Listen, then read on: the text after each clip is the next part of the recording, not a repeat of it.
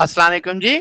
आज का हमारा लेक्चर है फोर फोर्स वेक्टर के बारे में और रिलेटिविस्टिक एनर्जी देखेंगे कैसे कैलकुलेट की जाती है।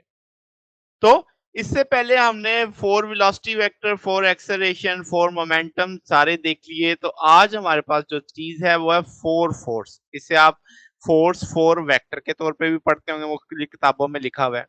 तो क्या होता है, प्रॉपर टाइम डेरिवेटिव जब आप लेंगे फोर मोमेंटम का, तो जो नतीजा बनेगा, जो उससे चीज बनेगी, वो फोर फोर्स वेक्टर होगा। अब क्लासिकली जब हम न्यूटन की इक्वेशन ऑफ मोशन देखते हैं तो force rate of change of momentum होती है आपके पास। तो आप इसको जनरलाइज कर सकते हो लॉरेंस कोवेरिएंट इक्वेशन से, यानी फोर वेक्टर फोर्स फोर्स के या फोर फोर्स आप कह लो उसके साथ। कैसे? तो आप कहेंगे कि भाई एफ किस सबस्क्रिप्ट में म्यू है, ये बराबर आ जाएगा D P mu over D tau. यहाँ पे टाउ प्रॉपर टाइम है, जैसे हमने कहा कि प्रॉपर टाइम डेरिवेटिव लेना है। अब डी टी से मल्टीप्लाई भी कर दिया, डिवाइड भी कर दिया। अब आपके पास D T over D tau हम गैमा के बराबर जानते हैं, कल के लेक्चर में हमने इसे प्रूफ किया था। तो ये चीज अब डी पी सबस्क्रिप्ट में म्यू है, डी टी आ जाएगा। अब ये आपके पास पी की पावर म्यू, हम जानते हैं कल के टॉपिक में हमने पढ़ा कि जो मोमेंटम फोर वेक्टर है वो आपके पास बराबर होगा एम सी व पी के। अब ये वैल्यू यहाँ पे प्लेस होगी। अब ये डेरिवेटिव इन दोनों को बारी बारी करेगा, सी चूंकि कांस्टेंट है डेरिवेटिव से बाहर आ जाएगा, डीएम ओवर डी टी और ये डीपी ओवर डी टी। अब डीपी ओवर डी टी हम जानते हैं फोर्स होता है, तो वो आप फोर्स यहाँ पे लिख देंगे। तो ये अब आपके पास फोर फोर्स का रिलेशन आ गया। अब हम जानते हैं कि आपके पास फोर्स थ्री कंपोनेंट वेक्टर है, तो एफ वन आप लिखेंगे gamma F X, F two लिखेंगे गैमा एफ वाई और एफ थ्री लिखेंगे गैमा एफ जेड। तो यहाँ पे ये जो शुरू में लिखा हुआ है gamma C D M over D T, ये जीरोथ कंपोनेंट ऑफ फोर्स है। चार फोर वेक्टर है ना, तो तीन का तो जिक्र हो गया, तो चौथा फिर क्या है, उसे हम जीरोथ कंपोनेंट बोलेंगे। तो वो ये जो शुरू में लिखा हुआ है gamma C D M over D T, जिसे हम एफ जीरो कहेंगे।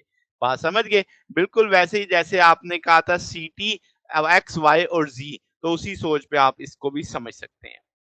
तो अब अगला एक क्वेश्चन आता है पेपर में कि orthogonality of force, four force और फोर वेलोसिटी से समझो और फिर बताओ कि टोटल एनर्जी जो पार्टिकल की है वो सम होती है काइनेटिक एनर्जी और रेस्ट मास एनर्जी। इसका प्रूफ देना है। तो पहले तो ऑर्थोगोनैलिटी प्रूफ करेंगे। तो स्केलर प्रोडक्ट ले लेते हैं फोर फोर्स का फोर वेलोसिटी का। तो आपने यहाँ पे देखा ऑर्थोगोनैलिटी होगी तो इन दोनों का प्रोडक्ट जीरो आना चाहिए। तो लेफ्ट साइड पहले ले लेते हैं, लेफ्ट साइड में हमने रखा। अब आपने एफ म्यू की वैल्यू भी जानते हैं और फोर वेलोसिटी की वैल्यू भी जानते हैं, वो वैल्यू डाल दी हमने। अब यहाँ पे पी म्यू पी सबस्क्रिप्ट में सुपरस्क्रिप्ट में म्यू है, उसकी वैल्यू डाल दी, इसको अलग करके लिख लिया। अब डी और डी टाउ चल रहा है, जब आप इसको अंदर लेके आएंगे तो अब one by two M not इकट्ठा लिखा जा सकता है। और हम जानते हैं इन दो कल के लेक्चर में फोर वेलोसिटी में पढ़ा था कि इन दोनों चीजों का प्रोडक्ट सी स्केयर होता है, तो यहाँ पे सी स्केयर आ जाएगा। अब ये सारी चीज आपकी लेफ्ट हैंड साइड की आई, तो ये वैल्यू अगर आप लेफ्ट हैंड साइड पे डाल देते हैं तो इसका मतलब डिफरेंशियल का जवाब जीरो आ रहा है। डिफरेंशियल का जवाब जीरो है तो इसका मतलब वो पूरा फैक्टर कांस्टेंट होता है। तो मैंने लिखा one by two M nought C square को क्या मानेंगे, कांस्टेंट मानेंगे। तो इसका मतलब कि आपके फोर वेलोसिटी फोर वेक्टर दोनों क्या है, ऑर्थोगोनल है। अब इसी चीज को एक और एंगल से भी देख सकते हैं कि आप दोनों की वैल्यू डाल दो, फोर वेलोसिटी की भी फोर वेक्टर की भी। वो वैल्यूज मैंने प्लेस कर दी। मैंने मैजेंडा कलर में फोर वेलोसिटी की वैल्यू डाली है, ब्लैक कलर में फोर फोर्स की है। अब आप इनको आपस में मल्टीप्लाई कर देंगे, जब मल्टीप्लाई करेंगे तो फोर फैक्टर्स के साथ वो इस तरीके से आपके सामने आ जाएगा। तो अब आपके पास क्या है कि जनाब गैमा स्केयर कॉमन उठा लेंगे, एफ डॉट वी। तो अब आपके पास गैमा दूसरी तरफ जाके जीरो हो जाएगा, ये ब्रैकेट आपके पास या गैमा स्केयर जीरो होगा या ये फैक्टर जीरो होगा। तो दो चीजें जरब खा रही हो तो जवाब जीरो है, तो उनमें से कोई एक जीरो होती है। तो गैमा स्केयर तो जीरो नहीं हो सकता। तो आपके पास ये ब्रैकेट हमने इक्वल टू जीरो कर दी। यहां से सी डीएम यानी कि आ जाएगा डी टी दूसरी तरफ चला जाएगा, तो F dot V D T आ जाएगा। दोनों साइडों को इंटीग्रेट उठा लेंगे। जब टाइम जीरो होगा तो प्रॉपर मैस होगा एम नॉट, जिसे हमने लिखा है। तो जब टी टाइम गुजरेगा तो एम मैस आ जाएगा। डिफरेंशियल उठा लेंगे, इसको हम लिख सकते हैं C square M minus M not. जब मैंने कहा टी जीरो है तो रेस्ट मैस बराबर है एम नॉट के, वो चीज मैंने समझा दी पहले। तो अब सिर्फ राइट हैंड साइड वाली साइड को पहले उठा लेते हैं। अब मैंने क्या किया कि जनाब आपसे डी टी आपके पास है, तो मैंने एफ की जगह वो वैल्यू प्लेस कर दी कि एफ होता है ना एम ए।